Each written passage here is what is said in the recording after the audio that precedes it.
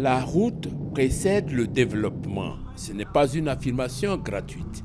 L'argumentaire, le réseau routier favorise les transactions, les échanges et l'intégration économique. À cela, associons la création d'emplois, la mobilité des facteurs de production, la naissance d'effets d'entraînement sur d'autres facteurs, indépendance alimentaire, réduction de la pauvreté, le gain de temps. Voilà qui explique les investissements massifs en la matière par Feu Félix Houphouët-Boigny au lendemain des indépendances.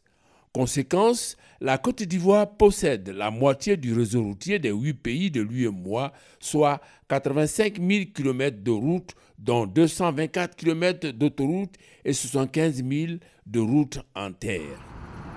1960-2017, 57 ans après, le temps a eu raison de cet investissement qui est devenu un facteur bloquant du processus de développement du pays à cause de sa vétusté et sa forte dégradation. Cela impacte dangereusement la mobilité des biens, des services et des populations, sans oublier les nombreux accidents liés à cet état des faits. Ici, sur l'axe pont de la Komoué à Bangourou avant la réhabilitation de cet axe. Là, sur l'axe d'Ivo-Tia-Salé. Fort de cet état de fait, les pouvoirs publics ont décidé d'amorcer un virage d'investissement dans le secteur routier depuis l'avènement d'Alassane Ouattara. Malgré l'humour caustique des Ivoiriens, on ne mange pas la route. 2 axes sont identifiés.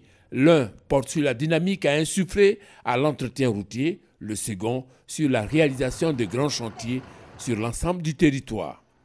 Le tronçon PK109 Gagnoa en passant par Ndoussi, Tia-Salé, Divo, Lakota s'inscrit dans le premier axe, c'est-à-dire le renforcement et la mise en place des accotements de Hermakono à Gagnoa avec comme incidence l'élargissement de la chaussée.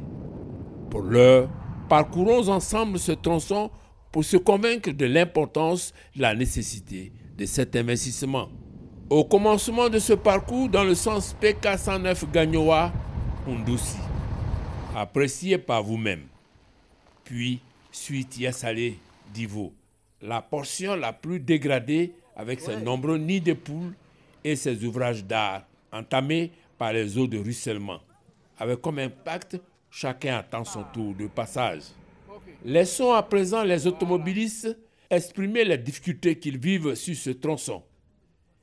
Siloué Yanougou, opérateur économique en partance pour Grand Bérébi via Gagnoa à cause de l'état de la côtière. Un détour coûteux en temps et en entretien du véhicule après le voyage. Ici, la route aussi, c'est pas trop ça, hein. Il y a des trous par-ci, par-là. Sur nos postes, ça endommage le véhicule, hein, et ça nous fait dépenser.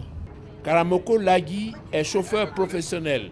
Il déplore l'état de la route avec un impact majeur, le temps. La nouvelle du renforcement de la voie lui procure une grande joie. Ça nous fait plaisir.